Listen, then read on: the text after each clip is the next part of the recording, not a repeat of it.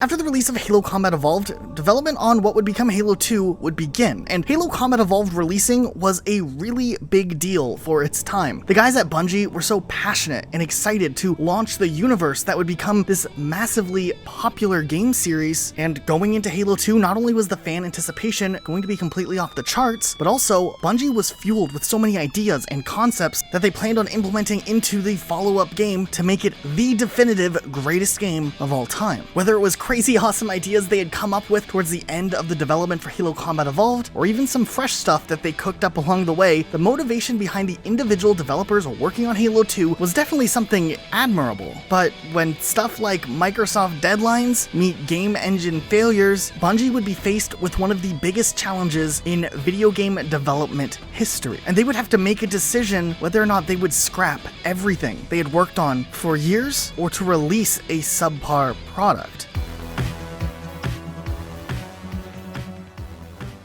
So, with literally just a few months to essentially make an entire Halo game, Bungie had in front of them what seemed like an absolute impossible task, yet somehow they pulled it off. And to this day, Halo 2 is one of the most beloved games in the entire Halo franchise, and is one of the greatest FPS games in the entire industry. The story of these developers, who were faced with something that seemed impossible and then managed to pull it off, should be a story told as a monument of what could become possible when extraordinary talent would come together to quickly and swiftly stitch together what ended up being a masterpiece, despite its disastrous development. But it would also come with great hardships, challenges, and sacrifices. So, was it worth it? This is the story of Halo 2. When Halo Combat Evolved unleashed to the world, and LAN parties were a thing, and couch co-op was a thing, Halo was redefining the gaming industry. And Xbox really needed a home run if their console was going to be able to succeed. And Halo fulfilled everything they could have ever hoped for, and then some. And actually, it seemed like Bungie at this time of 2002 to 2004 was extremely excited about what they were going to do with Halo 2 and how everything was going to be bigger and better and just massive in comparison to what Halo Combat Evolved already had done. In a lot of ways, Halo 2 is just an extension of all the excitement we felt at the end of Halo 1 and that we didn't get to express. It's actually really interesting. If you take a look at some of these clips that Bungie had released over the years from the earlier stages of Halo 2's development, you actually can get a glimpse of what the environment and company culture was like at Bungie during those early years before, Halo 2 development hit the highest levels of gaming industry crunch. In these early stages, riding off the success of Halo Combat Evolved, it was really clear what a lot of the team at Bungie really wanted to do with Halo as a franchise. They really wanted to expand the lore and story and build antagonists, making the story something much larger and greater than, Big Green Spaceman does some stuff. Key Bungie employees like Jason Jones and Joseph Staten wanted to make Halo 2 not just a good game, but an experience that rivaled cinematic storytelling. Bungie had some of the most talented employees in the entire industry, whether it was the game's music and sound department, or it was the game design and coding departments. It seemed like during this time, everyone was really excited to be working on Halo. There was, of course, these massive plans to make technological improvements and really unique animations for various player models. Work was done scaling large environments that would be much bigger than anything experienced in Halo Combat Evolved. There would be a ton of weapons, and players would go on a journey through levels that were unlike anything not only players had seen in the Halo franchise, but any first-person shooter. And during the early years, it was a mix of this active development and pre-production kind of happening simultaneously. But E3 2003 was coming up, and it was a very important deal if you were a game developer back then. You see, back in the early 2000s, E3 was a huge deal for video games. Essentially, this would sometimes be the only or the most exposure a lot of games would get to show off what games to get excited for. But Microsoft had a lot riding on 2003's E3. The first Xbox really did struggle to get a foothold early on in the console race, especially against Sony's PlayStation 2. And Halo was easily the #1 reason people were interested in the Xbox to begin with. So, with the next-gen consoles not hitting consumers until 2005's Xbox 360, Xbox really needed to show off something in 2003 so people would continue to support the Xbox through the holiday season, and of course, in 2004, when Halo 2 would release, that would be the game to carry the console through till the end of its life. So when 2003 rolled around, it would be putting it pretty lightly to say that there was some pressure on Bungie to showcase, potentially the coolest demo of the year. And while a lot of games go for a trailer or maybe a pre-rendered tease, with one of the main design goals at Bungie to bring this cinematic experience to the gameplay when it came to Halo 2, Bungie wanted to showcase the game that people would be experiencing and show how these movie-level moments would be experienced by the player in the gameplay. And this was some pretty revolutionary stuff by 2003 standards. And the demo for E3, though, was something quite different. Audience members were introduced to Sergeant Johnson, filling them in with what was to come, detailing how there was no smoke and mirror stuff. Now, this was all real gameplay. And for the first time, players saw Earth, dual wielding, brutes, ghost, hijacking, so much stuff along the way. And honestly, this gameplay, audience members were dumbfounded. Halo 2 had easily stolen the show. Watching the demo and you climb up on the cruiser and kick the guy off, I lost it. Master Chief jumped up the ghost, kicked the enemy down and got on it. It was over.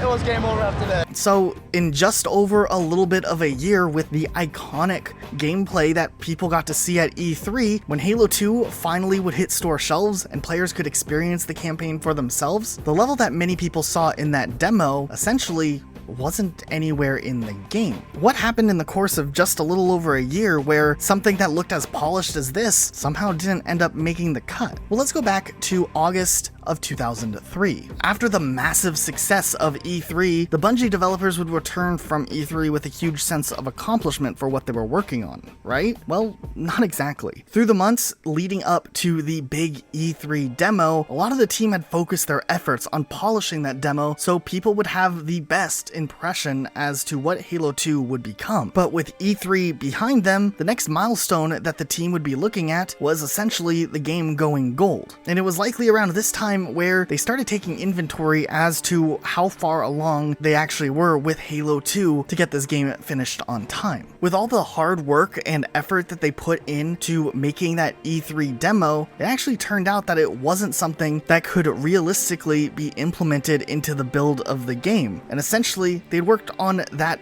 demo for so long, in a sense, it had kind of become its own separate entity, and it wasn't even something that they could go back into and work on if they wanted to. They actually ended up having to scrap the demo altogether, and that became something in itself that turned into kind of a big mystery to a lot of Halo fans, just because this demo vanished all of a sudden. And it actually wasn't until 343 did a playthrough on stream, revealing that the demo was actually pretty awesome and pretty well preserved. And I hope that one day we can play it, but I'm pretty sure 343 doesn't watch Luke and I's videos, so I don't think that'll ever happen for us, but rest in peace us. But despite the decision that Bungie made to just completely move away from that demo and realize that a lot of that stuff would not be something they would be able to just easily put into a final build of Halo 2 without the expense of some major resources and plans that they had for Halo 2, it seemed like during this time there was some pretty massive concern internally as to how on earth they would be able to start putting those final pieces together to make Halo 2 the experience that they all dreamed of. With just 15 months for the game to launch, there wasn't even a roadmap or an actual functioning version of the game just yet. And to quote Bungie, they even said themselves at that point, the game wasn't even fun yet, and that was a pretty big deal. They really had to take a hard look at the game and realize they were nowhere close to even being near where they should have been for that level of development, and time was rapidly running out. And to add to all of that, Microsoft themselves were planning on launching Xbox Live, which would be a huge connected online experience, and they needed Halo 2. Matter of fact, at this time, a portion of Bungie's team would be involved in building the framework for networking and playlist curation and friends list found in many of the games and services that to this day most of us experience when we're playing video games. Over the course of the next couple of months, Bungie would start going over a lot of the ideas that they had in plans and start putting together some sort of organization to try to get things in order, but at this point it was really clear already. They were way in over their heads. With having such a huge vision for the game, that graphics engine that Bungie had worked on and written for Halo 2 during those first months of development turned out to be unsuited for the hardware capabilities of the Xbox. And some of the levels that were designed and planned out didn't play well with the engine and wouldn't even play well as a Halo game. It seemed like things were really falling apart with the stuff that they had been working on through the whole period of development that they had had up until this point. And then on top of that, Bungie was also really ambitious with the multiplayer side of things. They wanted to create a multiplayer experience just as visually pleasing as the campaign, which would mean that considerations would have to be made for allocating resources for the multiplayer, which in turn could affect how campaign would play as well. And of course, Halo Combat Evolved was successful because of its campaign, but it became a historic monumental game because of the combination of good gameplay along with an experience you could have with your friends. Multiplayer needed to not just live up to Combat Evolved, but it needed to pass it up as well. But campaign levels were taking way longer than expected to complete, and the story would also need rewrites along the way to fit into what was capable in the games. And it wouldn't be until December 2003, just 10 months before the expected launch of the game, where Bungie was faced with one of the biggest decisions that would directly impact the game and the potential it could have for success. Matter of fact, there's rumors out there that execs at Microsoft were pretty heavily looking at Bungie and putting pressure on them because they needed Halo 2 to work. And upon seeing the state that Halo 2 was in at this point, they believed that the game would be impossible to be completed in time. It would need another year at least. The game could not wait another year, so Bungie would have to make some pretty massive decisions. Should they cut content from the original version in hopes that they could still make a good game, or would having a larger sandbox with quantity of features but a less polished overall experience be the preferable treatment for the Halo franchise moving forward? Bungie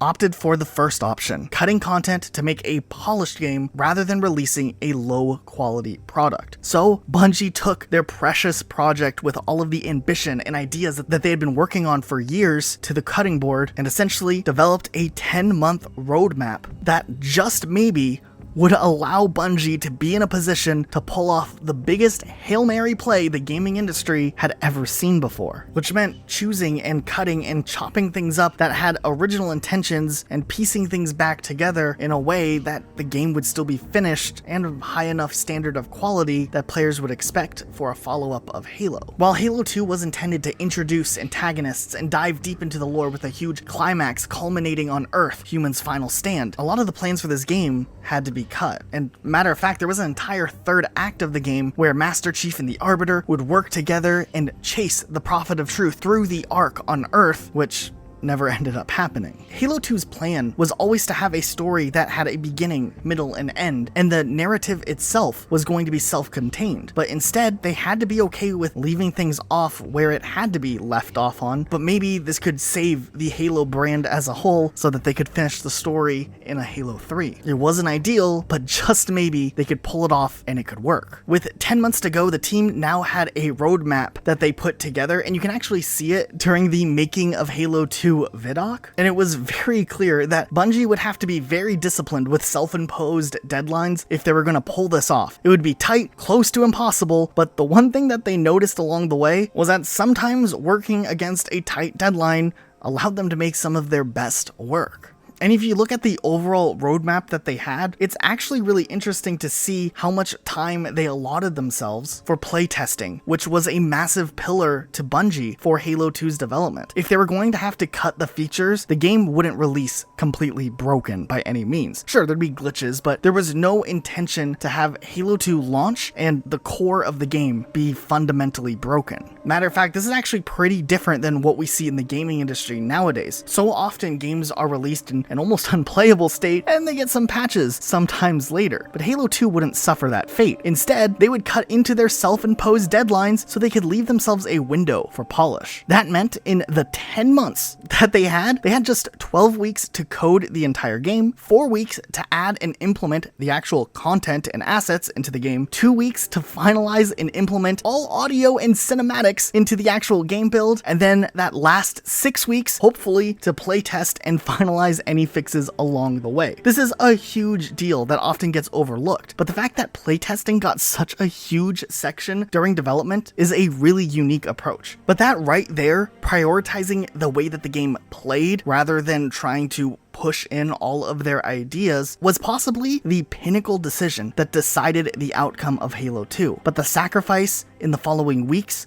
would be a mountainous climb. The difference between good enough and awesome is so big, and I mean, there's this standard set by everyone here that, I mean, good enough sucks. With much of the content having to be cut in favor of a condensed and focused experience, many parts of the script, story, and work done would have to be scrapped. Matter of fact, chunks of the script would have to be thrown out. Voiceover lines that had been recorded with a different narrative thrown out as well, and some new stuff would have to be recorded and implemented in its place. Forge mode, which was a planned thing for Halo 2, would be scrapped altogether. The Mongoose didn't make the cut, and that final Warthog run that was planned also got ousted. They had to take out these huge ideas that they had because cover to cover they wanted this game to be awesome. And all of this was happening while the coding process and building of the game was simultaneously being put together. And this is clearly one of the most extreme periods of game crunch ever, and we hear about this a lot in the gaming industry, but this seems like something to the next level. The 9 to 5 thing wasn't happening at all. The development team would be running on full cylinders, and there was definitely a lot of really heavy struggles amongst many of the employees, whether it was finding the right home-work-life balance. Relationships would be stretched to their limits during this intense crunch. But Bungie had a team of people who were not only proud of what they were working on, but they also felt personally attached to the project. They all wanted the game to be outstanding, so the 7 days a week thing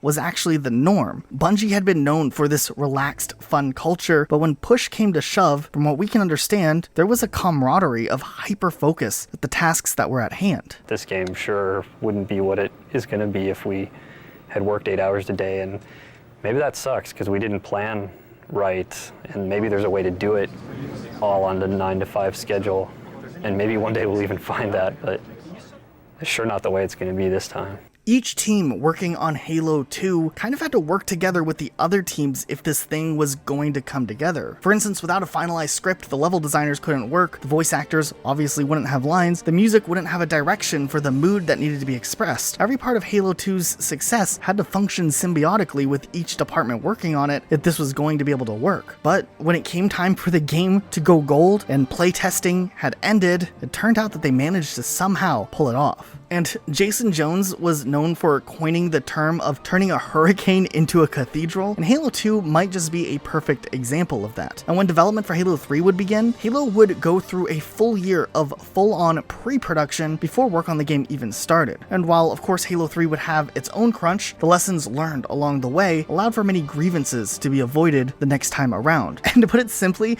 when Marty O'Donnell, Jason Jones, and Joseph Staten came together to do a developer's commentary on Halo 2, they described the end phase of development of Halo 2 like this. But I mean, I remember that distinctly just being heartbreaking for everybody on the team when, you know, when we realized it was just too late. It wasn't that time to put that polish on the game. And that was pretty heartbreaking for everybody.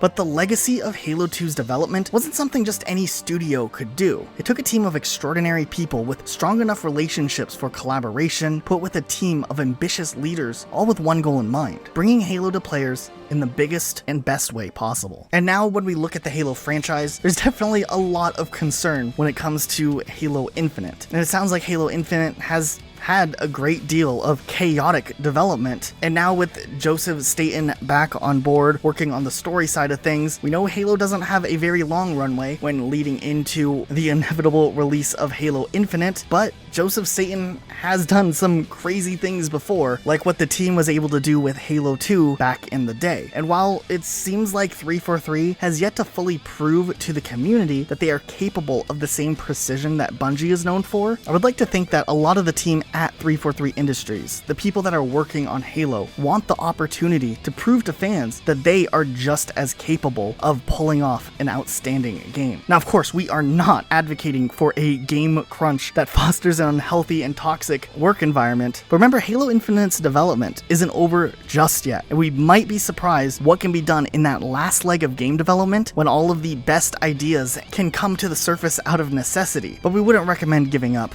just yet.